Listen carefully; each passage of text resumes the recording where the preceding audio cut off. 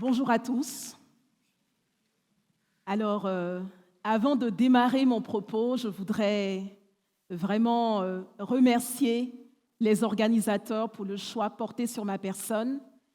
C'est un honneur, c'est une véritable opportunité. Et je voudrais féliciter mon prédécesseur Stéphane pour sa magnifique présentation. C'était très, très, très, très émouvant. Alors, si je vous dis réputation, réseau, responsabilité, les 3 R du leader de demain. Alors pour moi, c'est une thématique qui n'est peut-être pas forcément tendance, on va dire aujourd'hui, mais qui, pour moi, devrait faire écho dans notre société actuelle.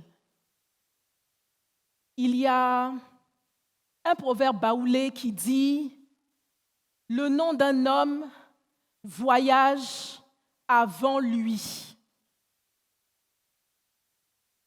Et Félix Houphouët-Boigny, déjà en 1965, nous disait « Notre pays doit être respecté non pas par ses richesses, mais par la grandeur morale de ses hommes. » Porter Gale va, lui, nous parler du réseau, en nous disant « Ton réseau est ton plus grand capital. Il peut ouvrir des portes que ni ton CV, ni tes diplômes ne pourront jamais atteindre. » Et moi, j'ai envie de vous dire, un leader, ce n'est pas seulement une voix qu'on écoute. Un leader, pour moi, c'est une présence qu'on respecte. C'est un réseau qu'on suit et c'est une conscience qui assume.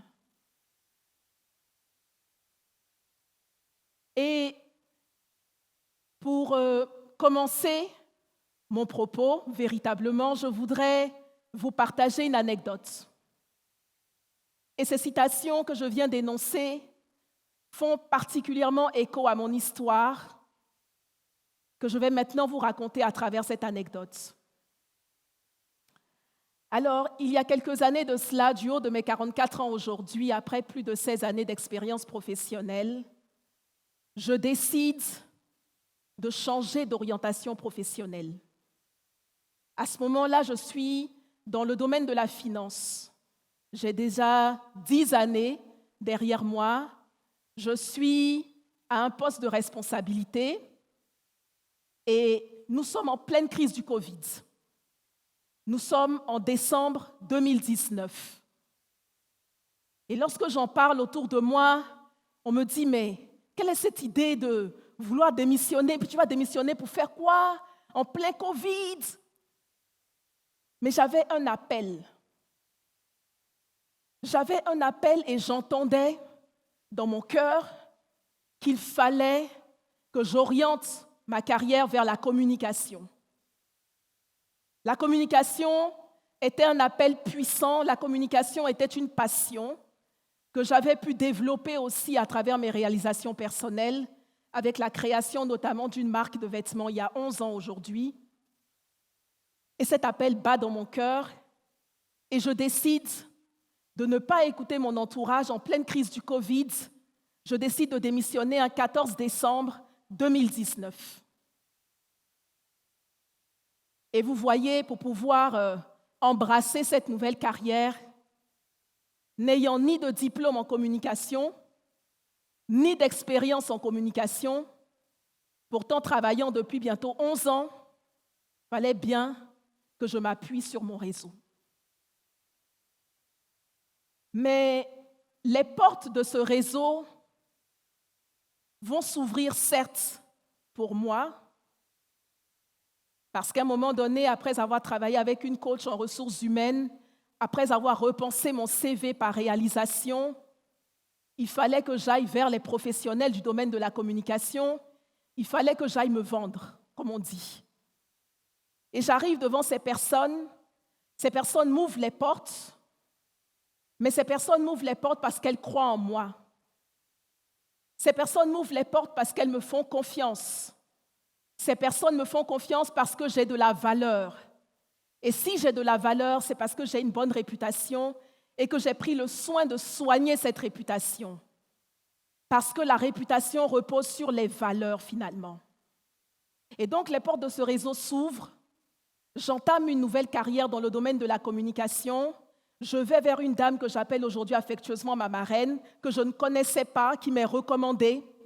Je pars la voir, je lui explique la situation, je lui montre mon CV. On est en plein Covid, elle a libéré la moitié de son personnel.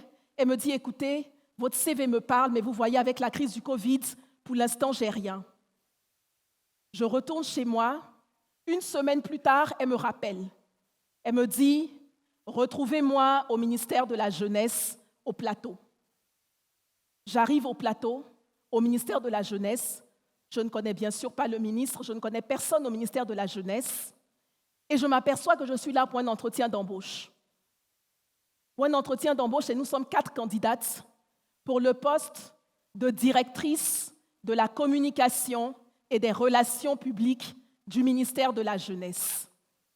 Et exactement 4 mois, jour pour jour, après ma démission, après que j'ai entendu cet appel du Seigneur, je recommence à travailler le 14 avril 2020 au ministère de la Jeunesse en tant que directrice de la communication et des relations publiques, sans diplôme, sans expérience. Et pour moi, c'est un véritable témoignage et c'est un véritable partage concernant cette histoire de réseau. Et bien sûr, lorsque je commence à travailler dans ce ministère, d'autres portes vont s'ouvrir à moi concernant le réseau institutionnel, le réseau en matière de communication. Mais comme je dis, la réputation précède un homme. La réputation précède le leader. Et la réputation, c'est ce qu'on laisse finalement, même quand on n'est plus là.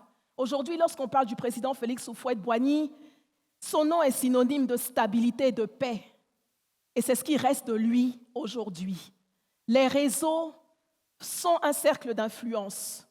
Et il ne s'agit plus aujourd'hui de simplement construire ce réseau ou d'avoir des relations, mais il faut pouvoir tisser des liens solides. Qu'est-ce que je vous dirais concernant la responsabilité qui, pour moi, s'appuie sur l'éthique, s'appuie sur la moralité? Lorsque j'ai décidé de changer de carrière, j'étais prête à assumer l'échec de cette reconversion comme la réussite de cette reconversion. Et pour moi, cela fait partie des caractéristiques du leader de demain. Le leader de demain doit savoir que son nom, c'est-à-dire sa réputation, son réseau, c'est-à-dire son cercle d'influence, sa responsabilité, c'est-à-dire son impact, constituent finalement les 3 piliers de sa légitimité dans nos sociétés actuelles. Et en janvier 2023, je pars à une retraite spirituelle et je reçois au cours de cette retraite spirituelle que je dois développer une plateforme d'expression autour de la réputation, autour de l'image, autour de la responsabilité sociétale. Et je décide de lancer le premier forum de l'image et de la réputation en Afrique et même, je crois, dans le monde, qui a eu lieu le 21 novembre 2024 au Sofitel Hôtel Ivoire d'Abidjan. Et lorsque je décide de lancer ce forum, je pense à aller beaucoup plus loin parce que pour moi, un leader doit savoir repousser ses limites. Un leader doit savoir aller toujours plus loin. Un leader doit savoir oser. Et je décide de lancer le premier prix de l'éthique dans le secteur de la finance parce que je pense qu'il est temps de replacer les valeurs au centre de notre société. Je pense qu'il est temps de changer de mentalité.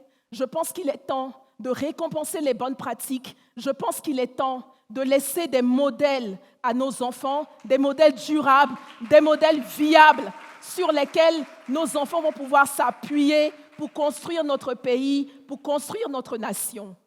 Et ce prix de l'éthique, dont le jury est présidé par M. Stanislas Zézé, verra véritablement le jour en 2026. Je crois que la responsabilité, les réseaux et la réputation portent finalement un être humain, portent un leader. Et ce que je peux dire aujourd'hui, c'est que nous avons une part active à jouer. En tant qu'adultes, en tant que responsables, en tant que parents, nous avons une part active à jouer. Et nous avons une part active à jouer pour laisser un monde meilleur à nos enfants. Et ce monde meilleur que nous devons leur laisser, c'est leur en inculquant des valeurs solides. Des valeurs solides, des valeurs essentielles, des valeurs pérennes. Alors, messieurs, dames, j'ai envie de vous dire action. Merci.